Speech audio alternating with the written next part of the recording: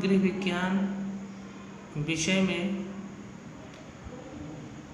इकाई फर्स्ट के पोषण का अध्ययन करेंगे। इसमें पोषण, पहली बात तो पोषण किसे कहते हैं? भोज्य पदार्थों से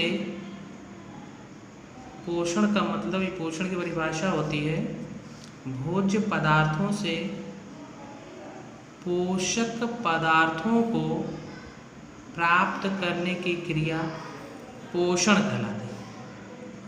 तो अब प्रश्न ये उठता है कि पोषण में वे कौन कौन से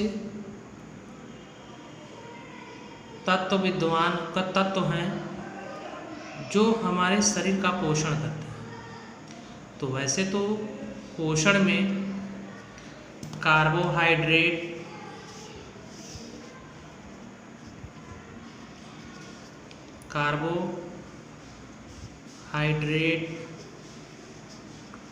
प्रोटीन, वसा, शर्करा, खनिज तत्व,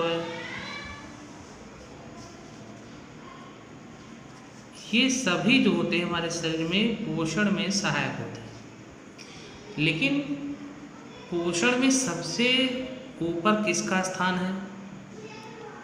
तो वो होता है दूध। क्या होता है? दूध। पोषण में दूध का स्थान सर्वोपरि है, इसलिए क्योंकि दूध ही ऐसा पदार्थ है जिसमें शरीर के लिए आवश्यक तत्व विद्यमान रहते हैं। पोषण में दूध का स्थान इसलिए सर्वोपरि है क्योंकि दूध में ही ऐसा पदार्थ है जिसमें शरीर के लिए आवश्यक सभी तत्व विद्यमान रहते हैं। इसीलिए दूध को एक संपूर्ण भोज्य पदार्थ भी कहा गया है। अब ये होता है कि दूध में पाए जाने वाली जो प्रोटीन से शरीर की वृद्धि का विकास तो होता ही है, इसके साथ साथ शरीर जो होता है ये प्रतिरोधक क्षमता, शरीर में प्रतिरोधक क्षमता का भी विकास होता है। अब जैसे दूध जो है, हमने कहा कि दूध ही संपूर्ण भोज्य पदार्थ है। क्यों? क्योंकि उसमें वसा भी पाई जाती है, कार्बोहाइड्रेट, विटामिन्स भी पाए जाते हैं और खनिज पदार्थ भी पाए जाते हैं जो प्रत्येक व्यक्ति के लिए अत्यंत आवश्यक है। इसलिए दूध जो होता है पोषण में स्थान रखता है। अब इसमें ये है कि दूध में, देखिए दूध क्या होता है, विटामिन जो दूध में होते हैं, सिर्फ विटामिन सी को छोड़कर सभी तत्व होता है। मतलब कार्बोहाइड्रेट भी होता है, प्रोटीन, वसा होती ही है, शर्करा होती है। शर्करा देखिए क्या होता है कि शर्करा किस रूप में होती है? लैक्टोज शर्करा। स्तनधारी में कौन शर्करा होती है? लैक्टोज। ये लैक्टोज शर्करा होती है। खनिज तत्व भी इसमें पाए जाते हैं। विटामिन, हमने कहा विटामिन सी को छोड़कर दूध में सभी पोषक तत्व पाए जाते हैं, इसलिए दूध को एक संपूर्ण भोज्य पदार्थ माना गया है। अब इसमें ये है कि माँ का दूध, प्रोटीन, जैसे ये है कि माँ का दूध प्रोटीन, वसा, कार्बोहाइड्रेट व खनिज लवण की दृष्टि से पूर्ण होता है, उसी तरह गाय के दूध की अपेक्षा भैंस के दूध में प्रोटीन, वसा, कार्बोहाइड्रेट की मात्रा अधिक होती है। कहने का मतलब है कि जो माता का जो दूध होता है तो शिशु के लिए आवश्यक है ही है, लेकिन वयस्क के लिए क्या होता है कि गाय के दूध की अपेक्षा भैंस के दूध में प्रोटीन, वसा, तो दूध एक तरल पदार्थ है सफ़ेद रंग का। सफ़ेद जो होती है, सफ़ेद रंग, ये केसीन प्रोटीन के कारण होती है। केसीन प्रोटीन होती है। इस केसीन प्रोटीन के कारण जो होता है, दूध का रंग जो होता है वो सफ़ेद होता है। अब ये है कि आहार के सभी पोषक तत्व पर्याप्त मात्रा में विद्यमान भी रहते हैं। जो आहार, दूध एक आहार के रूप में ग्रहण किया जाता है, उसमें पोषक तत्व पर्याप्त मात्रा में विद्यमान रहते हैं। अब इसमें ये होता है कि जैसे दूध ऊर्जा तो प्रदान करता ही है, एवं जो उसमें प्रोटीन होती है वो शरीर के निर्माण में भी सहायक होता है। और तो इसके अतिरिक्त ये भी है कि दूध विभिन्न रोगों से लड़ने की शक्ति अर्थात रोग प्रतिरोधक क्षमता प्रदान करता है। क्या प्रदान करता है? रोग प्रतिरोधक क्षमता, रोग प्रतिरोधक क्षमता बढ़ाता है। दूसरा होता है इसमें शरीर के निर्माण में सहायक, शरीर के निर्माण में सहायक। तीसरा होता है ऊर्जा प्रदान करता है। भोज्य पदार्थ है तो ऊर्जा प्रदान करेगा ही, ऊर्जा प्रदान करता है। तो ये जो होता है कि इसमें संगठन में वही वसा, जल, प्रोटीन, कार्बोहाइड्रेट, खनिज तत्व, ये सब इसमें क्या होते हैं? विद्यमान होते हैं। दूध का संगठन में ये है कार्बोहाइड्रेट,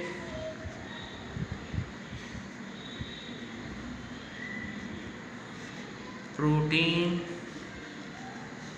वसा, शर्करा, जल, खनिज, लवण, ये विटामिन, ये सब जो होते हैं ये इसके संगठन है। अब दूध में उपस्थित पोषक तत्व के बारे में अध्ययन करेंगे। दूध में उपस्थित पोषक तत्व, दूध में उपस्थित पोषक तत्व, तो दूध में कौन कौन से उपस्थित तत्व हैं तो आपको पता ही चल गया। कार्बोहाइड्रेट, प्रोटीन, वसा, शर्करा, जल, खनिज, लवण और विटामिन, ये जो होते इतने, ये सब दूध के संगठन हैं और उसमें पोषक तत्व के रूप में पाए भी जाते हैं। अब जैसे नंबर 1 पे आता है ये जल। जल है तो जल जो होता है, जल जो है, जल की मात्रा दूध में सबसे अधिक होती है। जल में जो दूध में जो जल पाया जाता है तो उसमें जल में दूध की मात्रा में जल सबसे अधिक होता है। समझ में आ रहा है बेटा? जल की मात्रा दूध में सबसे अधिक होती है और इसमें 80 से 90% मात्रा दूध में 80 से 90% मात्रा जल की होती है।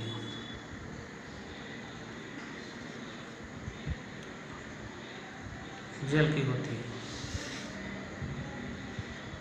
और इसमें विभिन्न पोषक तत्व जल में मिले रहते हैं। दूसरा वसा है।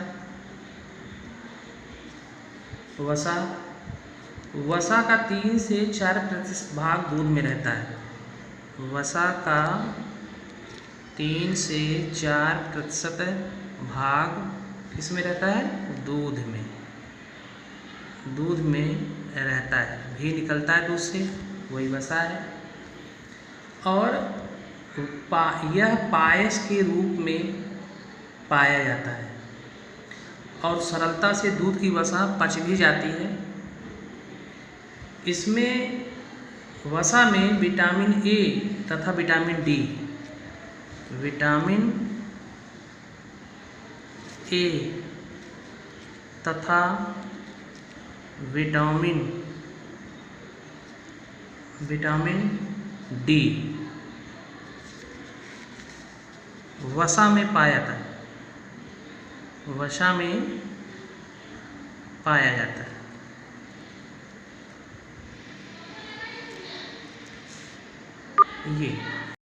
ये इसमें वसा का 3 से 4% भाग दूध में रहता है। विटामिन ए तथा विटामिन डी वसा में पाया जाता है।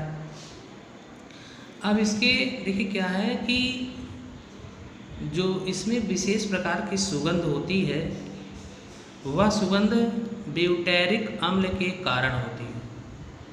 दूध में विशेष प्रकार की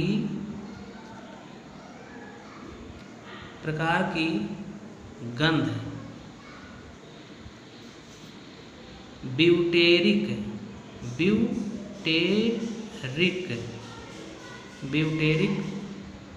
अम्ल के कारण होती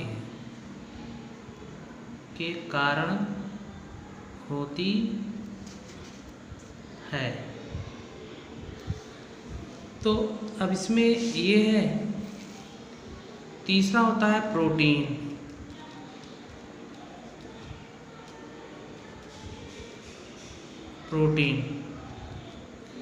अब दूध का सबसे मुख्य गुण उसमें पाई जाने वाली प्रोटीन है।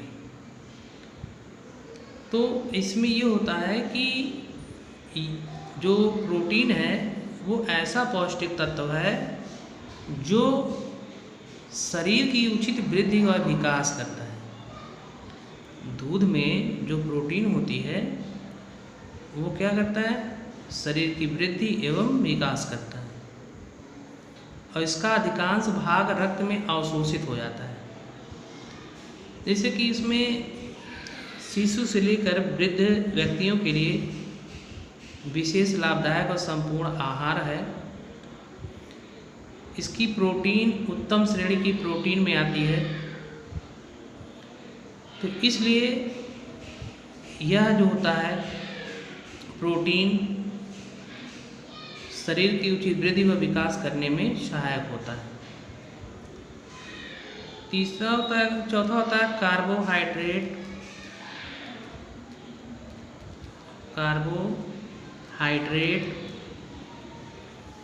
अब देखिए इसमें केसिन प्रोटीन थी,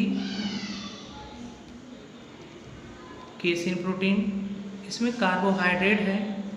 कार्बोहाइड्रेट लैक्टोज के रूप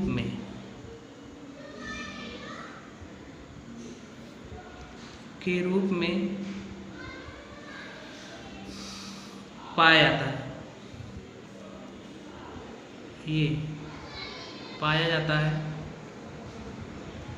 अब इसमें ये होता है कि लैक्टोज की मात्रा जो होती है, लैक्टोज की मात्रा ये कितना होता है? लैक्टोज मात्रा दूध में 4 से 5% होती है। 4 से 5% तक रहती है। तो ये 4 से जो 5% तक दूध में मात्रा इसकी रहती है, ये लैक्टोज का होता है। अब जैसे लैक्टोज है, अब इसमें क्या होता है? लैक्टोज में देखिए कि दूध में लैक्टोज बहुत ही उपयोगी है और ये जानते हैं कि दूध कम मीठा होता है। लैक्टोज शरीर द्वारा कैल्शियम तथा फास्फोरस का अवशोषण दूध में सहायक होता है। लैक्टोज शरीर द्वारा कैल्शियम तथा फास्फोरस का अवशोषण दूध में सहायक होता है और लैक्टोज की उपस्थिति के कारण दूध से दही बनती है। किससे बनती है?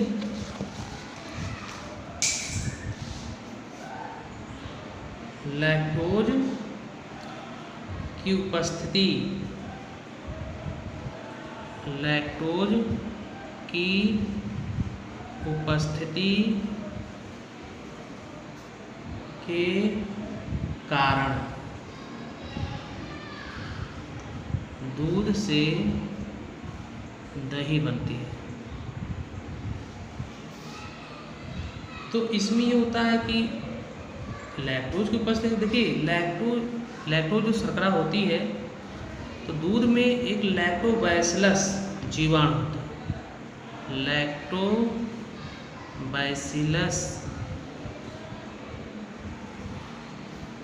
जीवाणु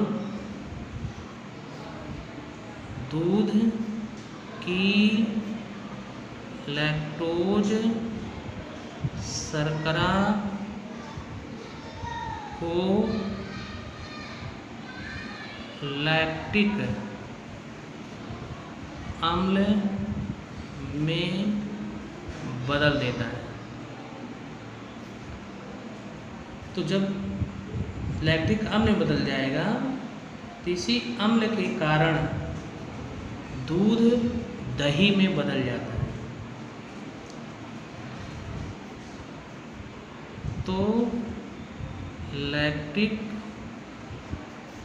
अम्ल के कारण दूध दही में बदल जाता है। ये दूध दही में बदल जाता है। अब लास्ट होता है इसमें खनिज।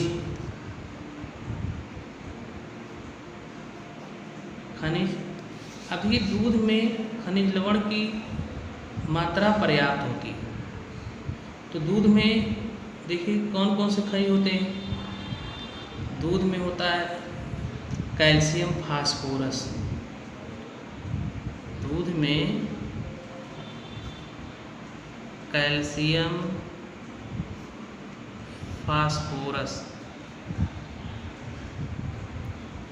कैल्शियम और फास्फोरस होता है। तो दूध में कैल्शियम और फास्फोरस की मात्रा क्या होती है? अधिक होती है। ये मात्रा अधिक होती है।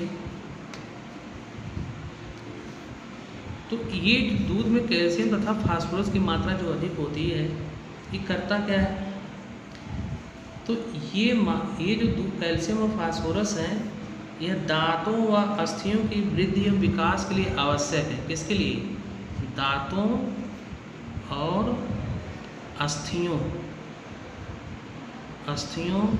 के वृद्धि एवं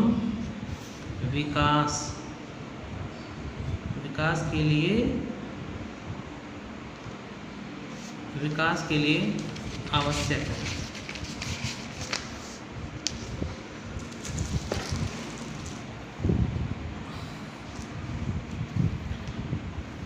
विकास के लिए आवश्यक है। तो अब यहाँ पर जो कैल्शियम और फास्फोरस है यह दांतों और अस्थियों की वृद्धि एवं विकास के लिए क्या है? आवश्यक है। इसके अलावा तो लोहा, तांबा, सोडियम, आयोडीन आदि की मात्रा दूध में कम होती है।